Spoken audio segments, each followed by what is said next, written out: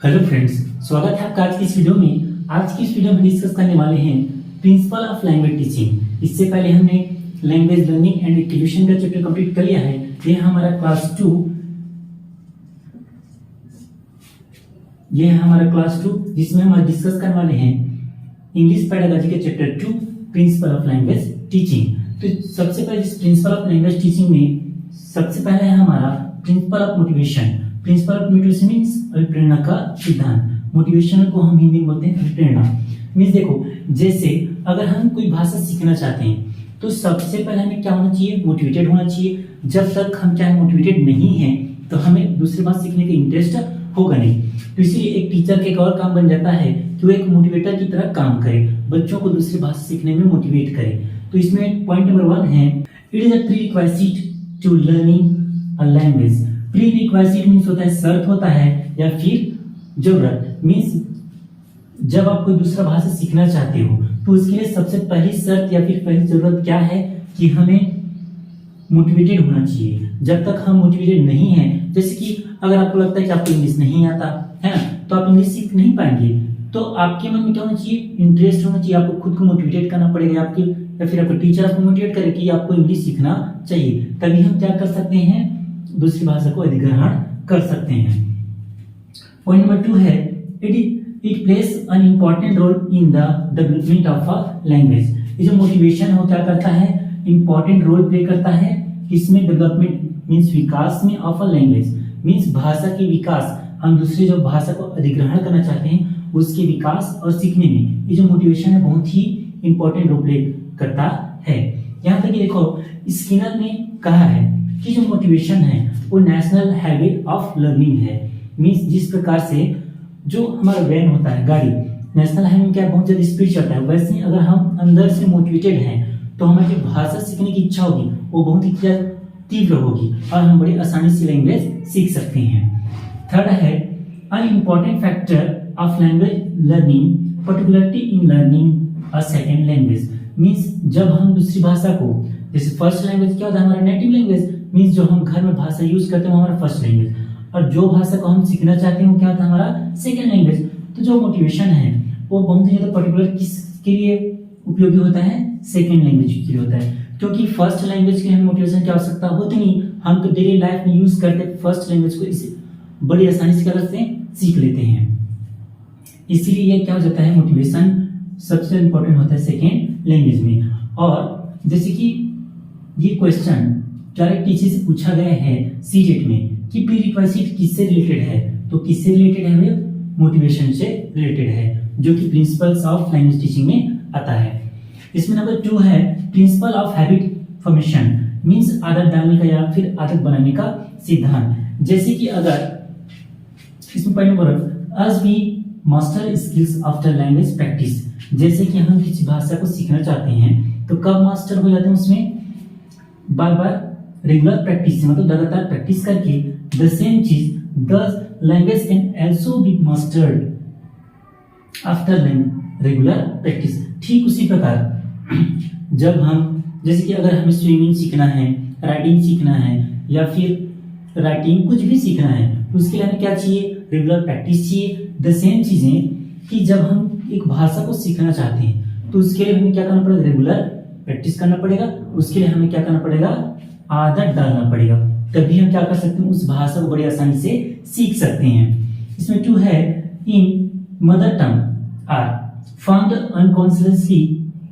unconsciously while in foreign language it's found consciously।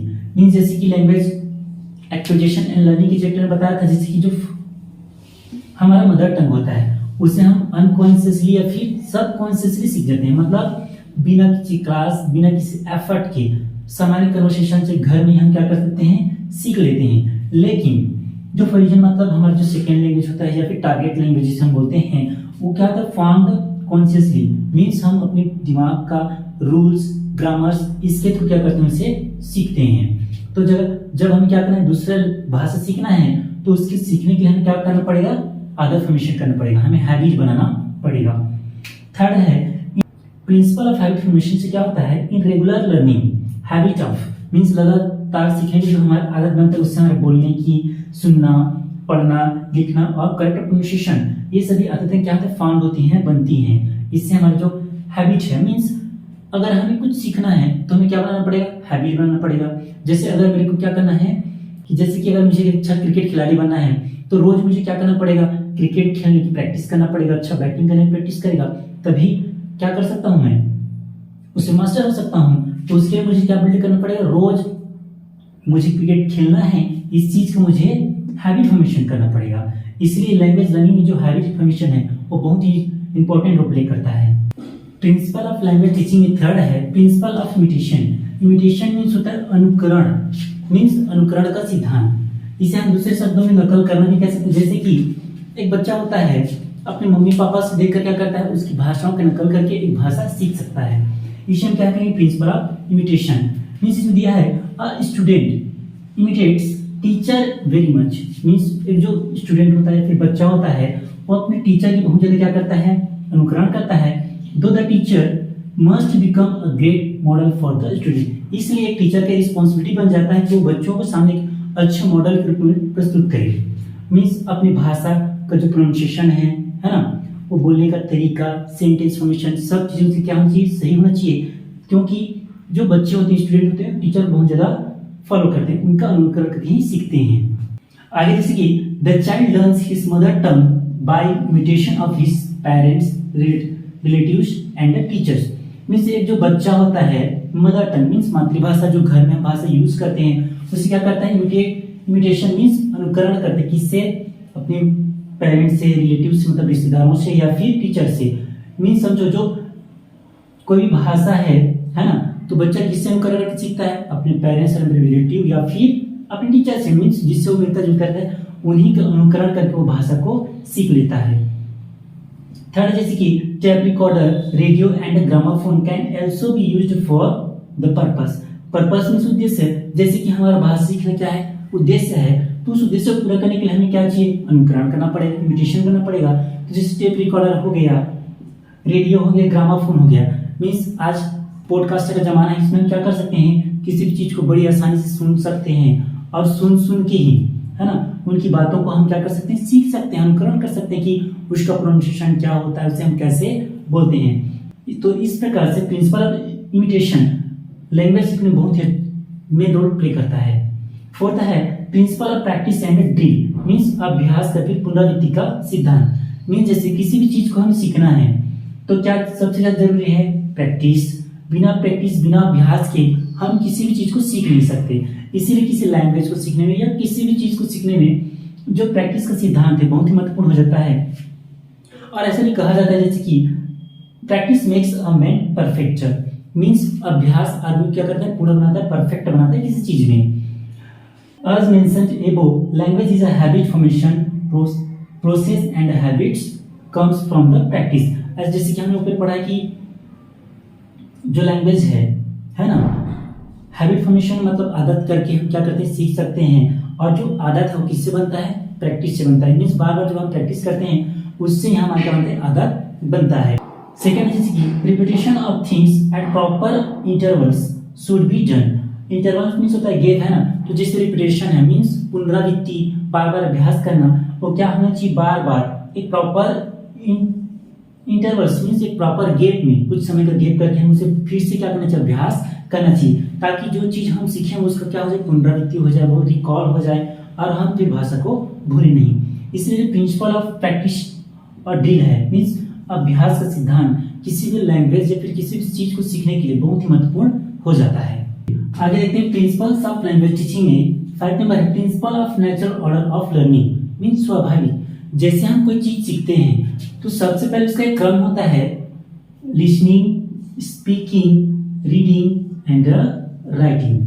Means इसे short में LSR और W कहते हैं। मीन्स इसे क्वेश्चन पूछा जाता है कि जो सीखने का एक प्रोसेस होता है, नेचुरल प्रोसेस, वो किस क्रम में होता है।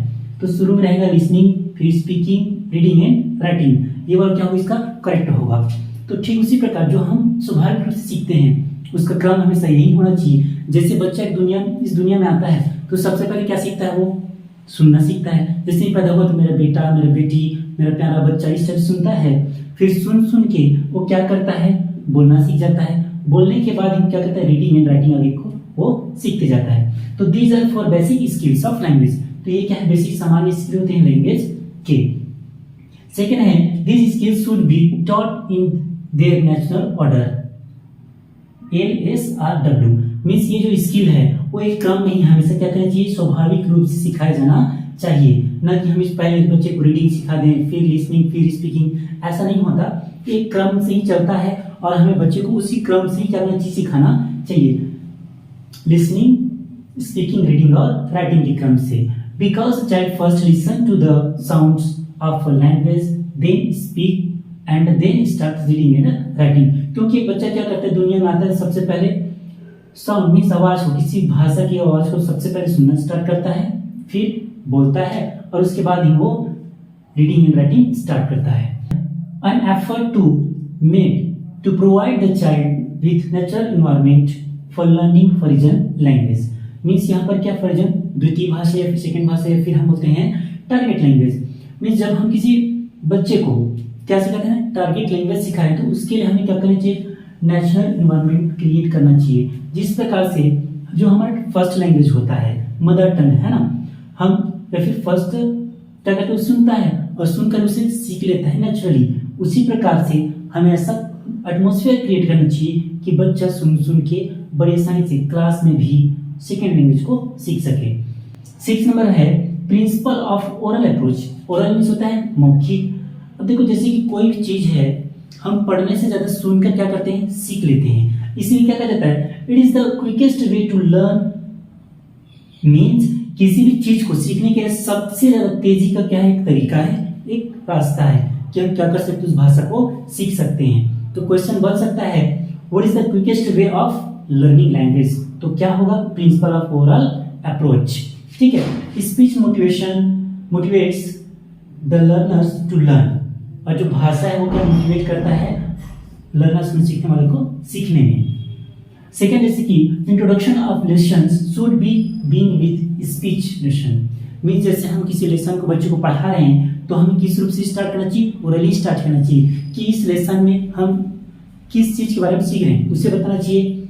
Then speech is vital language learning. Means vital means होता है विस्तृत, होता है, बहुत मुख्य रोल प्ले करता है क्या के लिए, किसी भाषा को सीखने के लिए। Speech is primary form of learning and the writing is secondary form. Means किसी भाषा को सीखने के लिए जो बोलना है वो प्राइमरी मतलब प्राथमिक फॉर्म है और राइटिंग उसका सेकेंडरी फॉर्म होगा। Language is connected with years and terms. Means जैसे कोई भाषा है तो सबसे पहले किससे कनेक्ट होता है, हमारे ईयर से, मीन्स कान से। जैसे कोई बोलता है तो हम सबसे पहले क्या करते हैं, सुनते हैं, तो किससे कनेक्टेड होता है, ईयर से। फिर हम क्या सीखते हैं, बोलना सीखते हैं, तो किससे कनेक्ट होगा, टंग से। देन हम क्या करते हैं, आईज एंड द हैंड। फिर हम क्या करते हैं, आंख से देखते हैं और हाथों से, फिर हम हाथों से लिखना स्टार्ट करते हैं। तो इससे भी क्वेश्चन पूछा जा सकता है कि language is connected with first, means पहले किससे जुड़ा होता है, तो हमारे आईज एंड टंग से जुड़ा होता है। फर्स्ट है मेरी लैंग्वेज लिंग्विस्टिक मीन्स भाषा विधि का मानना है और अग्निस्ट मतलब उसके खिलाफ है the use of mother tongue. Means कुछ जो भाषाविद हैं ऐसे मानते हैं कि जो जब हम क्या करते हैं foreign language means second language या फिर टारगेट लैंग्वेज को सीखते हैं तो डायरेक्ट हमें क्या है मदर टंग का यूज नहीं करना चाहिए, ऐसा कुछ भाषाविदों को मानना है। But input from the target language is a simple graded manner can help. Means यहाँ पर ये कहता है कि जब हम भाषा को क्या करते हैं टारगेट लैंग्वेज को सीखते हैं तो उसे हमें सिंपल ग्रेडेड मैनर मीन्स सरल तरीके से क्या करना चाहिए, सिखाना चाहिए। जिसे अगर हम टारगेट लैंग्वेज सेकेंड लैंग्वेज जैसे हमारा इंग्लिश क्या है सेकेंड लैंग्वेज, उससे अगर हम सीख रहे हैं या फिर सिखा रहे हैं तो पहले छोटे छोटे वर्ड्स है ना धीरे जो डेली यूज में डेली लाइफ हम यूज करते हैं उसे सीखना चाहिए, फिर आगे स्टेप बाय स्टेप बढ़ना चाहिए।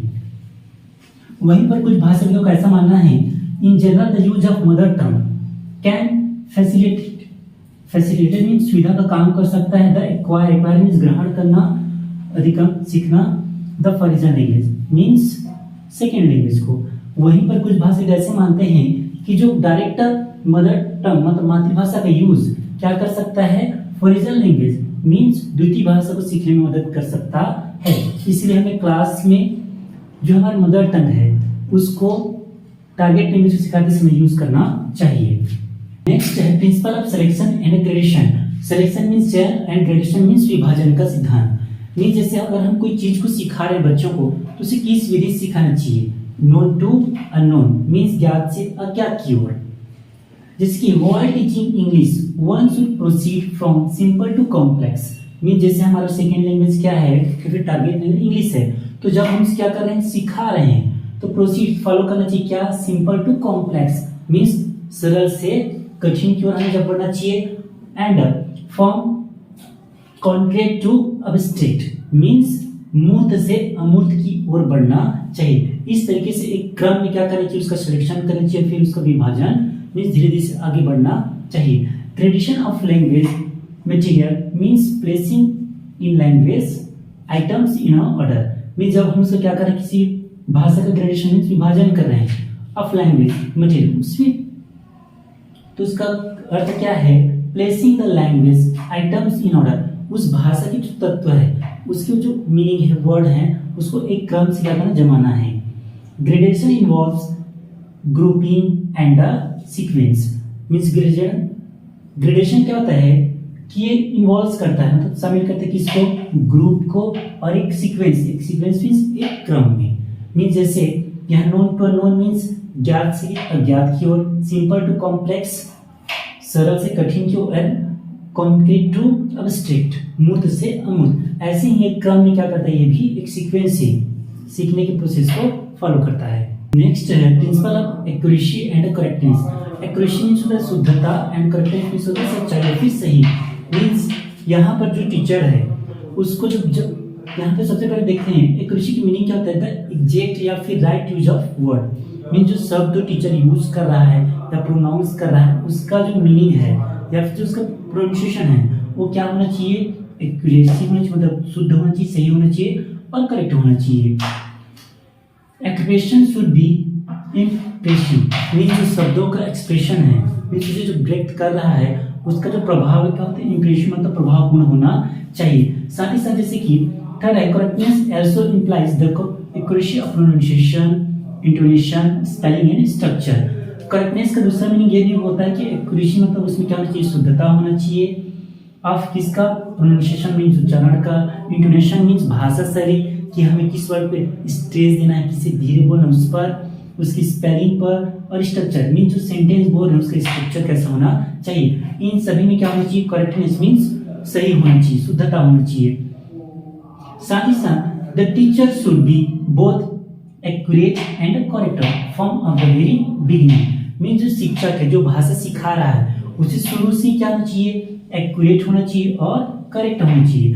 मींस जब वो सिखा रहा है बच्चों को तो सही सिखाए, उसका जो प्रोनाउंसिएशन है, स्पेलिंग है या फिर जो भी चीज सिखा रहे हैं वो सभी क्या होना चाहिए, शुरू से ही सही होना चाहिए।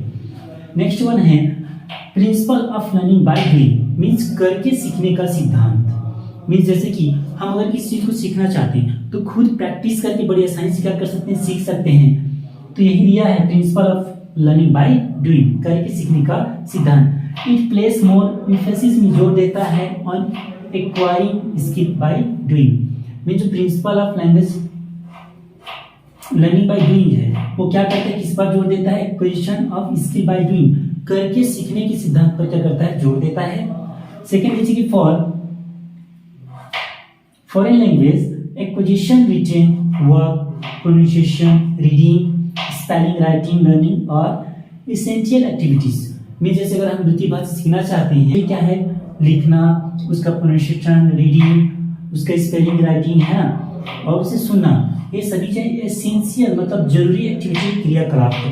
मींस इसे हमें खुद से क्लास में टीचर पढ़ाए नहीं उसके साथ साथ ही हमें क्या करना है, खुद से करके सीखना चाहिए, मतलब ये सारी एक्टिविटी हमें खुद भी करना चाहिए, तभी हम क्या कर सकते भाषा को बड़ी आसानी से सेकेंड लैंग्वेज को एक्वायर कर सकते हैं।